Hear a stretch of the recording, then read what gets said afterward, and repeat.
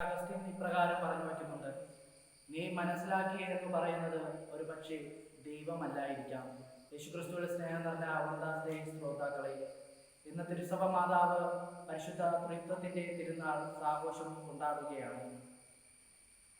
വിശുദ്ധ പൗലോസ് അപ്പോസ്തലൻ തന്റെ എല്ലാ ലേഖനങ്ങളും തുടങ്ങുന്നതും അവസാനിക്കുന്നതും ത്രിയേക ദൈവത്തോടു കൂടിയാണ്. കർത്താവായ യേശുക്രിസ്തുവിന്റെ കൃപയും പിതാവായ ദൈവത്തിന്റെ സ്നേഹവും പരിശുദ്ധാത്മാവിന്റെ സഹവാസവും നമ്മോടുകൂടെ ഉണ്ടായിരിക്കട്ടെ എന്ന് പറഞ്ഞുകൊണ്ടാണ്. 1+1+1 എന്ന് = 3 എന്നാണ് ഗണിതശാസ്ത്രം നമ്മളെ പഠിപ്പിക്കുന്നതെങ്കിൽ 1+1+1 =1 എന്നാണ് ക്രൈസ്തവ വിശ്വാസം നമ്മെ പഠിപ്പിക്കുന്നത്. അതെ, ഒരു ദൈവവും 3 വ്യക്തികൾ ഉള്ളതാണ് പരിശുദ്ധ തൃത്വം എന്ന് പറയുന്നത്. കത്തോലിക്ക സഭയുടെ മതബോധന ഗ്രന്ഥം 234 വളരെ മനോഹരമായി തൃത്വത്തെക്കുറിച്ച് പറഞ്ഞു വയ്ക്കുന്നുണ്ട്. പരിശുദ്ധ തൃത്വത്തെ സംബന്ധിക്കുന്ന രഹസ്യം ക്രൈസ്തവ വിശ്വാസത്തിന്റെ കേന്ദ്ര രഹസ്യം എന്നാണ്.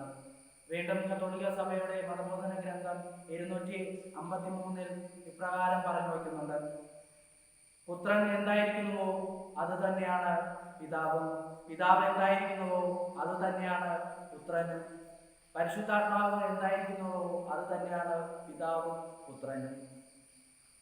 പരിശുദ്ധ തൃത്വം എന്നത് ഒരു വിശ്വാസ രഹസ്യമാണ്. അത് ഒരു വിശ്വാസ സത്യമാണ്. നമ്മുടെ ബുദ്ധി കൊണ്ട് നമുക്ക് മനസ്സിലാക്കുവാൻ അത് അസാധ്യമാണ്. പരിശുദ്ധ തൃത്വത്തെ നമ്മുടെ ബുദ്ധി കൊണ്ട് നമുക്ക് ചിന്തിക്കുക എന്ന് അസാധ്യം എന്ന് തന്നെയാണ്. എന്നാൽ മറിച്ച് നമ്മുടെ ഹൃദയം കൊണ്ട് നാം അത് അനുഭവിച്ചറിയണം. വിശുദ്ധ അഗസ്റ്റിനെ പോലെ അതിബുദ്ധിമാനായിരുന്ന വ്യക്തിയായിരുന്നു മധ്യയുഗ കാലത്ത് ജീവിച്ചിരുന്ന വിശുദ്ധ തോമസ് അക്വിനാസ്. അദ്ദേഹം യേശുവിനെ കുറിച്ചും ദൈവത്തിന്റെ അസ്തിത്വത്തെക്കുറിച്ചും വളരെ മനോഹരമായി ഒരു ഗ്രന്ഥം രചിക്കുകയുണ്ടായി. സുമ്മാ തിയോളജിയ എന്നതാണ് ആ ഗ്രന്ഥം. ആ ഗ്രന്ഥം രചിച്ചതിന് ശേഷം പരിശുദ്ധ കുർബാനയെക്കുറിച്ച് അദ്ദേഹം എഴുതുമ്പോൾ യേശു പ്രത്യക്ഷപ്പെട്ട് അദ്ദേഹത്തോട് പറഞ്ഞു: നീ വളരെ മനോഹരമായി പരിശുദ്ധ കുർബാനയെക്കുറിച്ച് എഴുതിയിരിക്കുന്നു എന്ന് പറഞ്ഞുകൊണ്ട് വിശുദ്ധ അക്വിനാസിനെ യേശുക്രിസ്തു അഭിനന്ദിക്കുകയാണ്. അതോടൊപ്പം തന്നെ മാലാഖമാരെ കുറിച്ച് എഴുതുമ്പോഴും യേശുക്രിസ്തു പ്രത്യക്ഷപ്പെട്ട് അക്വിനാസിനെ അഭിനന്ദനങ്ങൾ നേരുകയാണ്.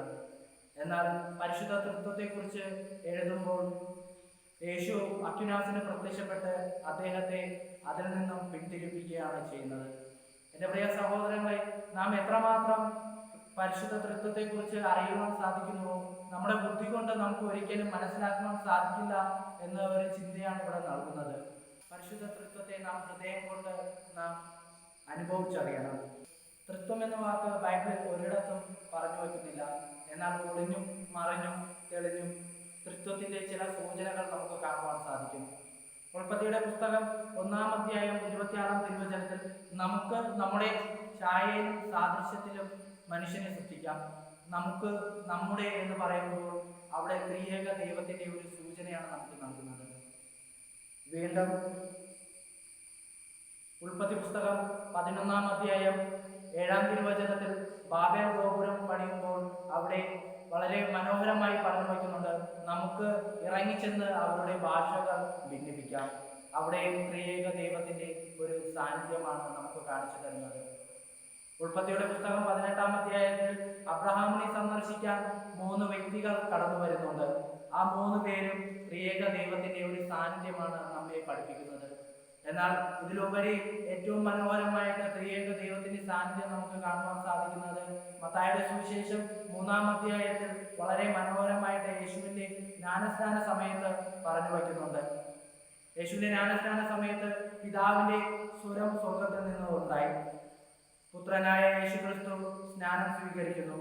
പരിശുദ്ധാത്മാവ് പ്രാവിന്റെ രൂപത്തിൽ ഇറങ്ങി വരുന്നു. 3 പേരുടെയും ഒരു സാന്നിധ്യമാണ് നമുക്ക് കാണുവാൻ സാധിക്കുന്നത്. ഈ 3 പേരും ഒരുമിച്ച് എല്ലാ പ്രവൃത്തികളിലും ഒരുപോലെയായിരുന്നു. പിതാവായ ദൈവം കൂടുതലെന്നോ പുത്രനായ ദൈവം കുറവെന്നോ അല്ലെങ്കിൽ പരിശുദ്ധാത്മാവ് ദൈവം കൂടുതലെന്നോ അങ്ങനെയൊന്നുമില്ല. 3 പേരും ഒരുമിച്ച് കൂട്ടായ്മയുടെ കൂടെ വർദ്ധിച്ചു.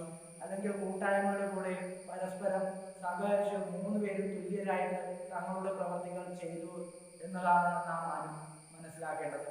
തൃത്വത്തെക്കുറിച്ച് ചിന്തിക്കുമ്പോൾ പറയാതെ പറഞ്ഞു പോകുന്ന ഒരു ചിന്തയും ഇത് തന്നെയാണ്. കൂട്ടായ്മയോട് കൂടെ വർദ്ധിക്കുക. പിതാവും പുത്രനും പരിശുദ്ധാത്മാവും പരസ്പരം കൂട്ടായ്മയോട് കൂടെ വർദ്ധിച്ചതുപോലെ നാമും നമ്മുടെ സമൂഹത്തിലും നാം ജീവിക്കുന്ന സാഹചര്യത്തിലും കൂട്ടായ്മയോട് കൂടെ ജീവിക്കുക എന്ന് തന്നെയാണ്. ഈ അടുത്ത കാലത്ത് ഏതാണ്ട് വർഷങ്ങൾക്ക് മുമ്പ് ഒരു ചെറിയൊരു വാർത്താപത്രത്തിൽ ഇപ്രകാരം വന്നായിരുന്നു: മെന്റലി ചലഞ്ചറായ കുട്ടികൾ അവർക്കും കായിക വിനോദങ്ങൾ നടത്തുവാൻ ഇടയുണ്ടായി. എന്നാൽ അവർ എല്ലാവരും മത്സരിക്കുവാനായിട്ട് ട്രാക്കിൽ ഉത്സാഹത്തോടെ നിൽക്കുകയായിരുന്നു. മത്സരം തുടങ്ങി എല്ലാവരും ഓടിക്കൊണ്ടിരിക്കുകയാണ്. ഇടയ്ക്ക് വെച്ച് തങ്ങളുടെ ഒരു സഹോദരൻ അതിൽ വീണുപോയി. എന്നാൽ ബാക്കിയുള്ള എല്ലാ സഹോദരങ്ങളും തിരിച്ചു ഓടി വന്ന് വീണുപോയ തൻ്റെ സഹോദരനെ എഴുന്നേൽപ്പിച്ച് ഒരുമിച്ച് അവർ ഫിനിഷിങ് ചെയ്തു. ഇവിടെ നമുക്ക് കാണുവാൻ സാധിക്കുന്നതും ഒരു കൂട്ടായ്മ തന്നെയാണ്. കൂട്ടായ്മയുടെ ഒരു ചൈതന്യമാണ് അവർ നമ്മെ പഠിപ്പിക്കുന്നത്. ഇന്നിന്റെ ലോകത്ത് കൂട്ടായ്മയുടെ ഒരു മൂല്യം നഷ്ടപ്പെട്ടു പോകുമ്പോൾ അവർ നമ്മെ പഠിപ്പിക്കുന്നതും കൂട്ടായ്മയിൽ വർദ്ധിക്കുക എന്ന് തന്നെയാണ്. 2018 പ്രളയം നമ്മെ പഠിപ്പിക്കുന്നതും ഒരു കൂട്ടായ്മയുടെ ഒരു യാഥാർത്ഥ്യം തന്നെയാണ്. ഞങ്ങൾ പഠിക്കുന്ന കർമ്മഗിരി സെമിനാരിയുടെ ഓഡിറ്റോറിയം ഞങ്ങളുടെ തൊട്ടടുത്തുള്ള അയൽവാസികൾക്ക് തുറന്നു കൊടുക്കുകയുണ്ടായി. അവിടെ വ്യത്യസ്ത മതസ്ഥരായിരുന്നാൽ പോലും പരസ്പരം ഏകത്തോടും പരസ്പരം കൂട്ടായ്മയോടും കൂടെ എല്ലാവരും ഒരുമിച്ച് ജീവിച്ച ഒരു കാലമായിരുന്നു. അങ്ങനെയെങ്കിൽ നമ്മുടെ കുടുംബങ്ങളിലും നാം ആയിരിക്കുന്ന ജോലി സ്ഥലങ്ങളിലും കൂട്ടായ്മയോടും കൂടെ സ്നേഹത്തോടും കൂടെ ഒരുമിച്ച് നാം വർദ്ധിക്കേണ്ടിയിരിക്കുന്നു.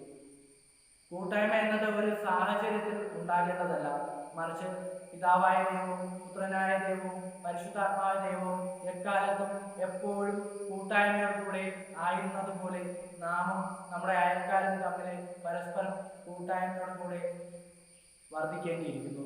കൂട്ടായ്മയുടെ ഒരു ജീവിതം നമുക്ക് നയിക്കുവാൻ സാധിക്കട്ടെ. ദൈവം നമ്മെ അനുഗ്രഹിക്കട്ടെ. ആമേൻ.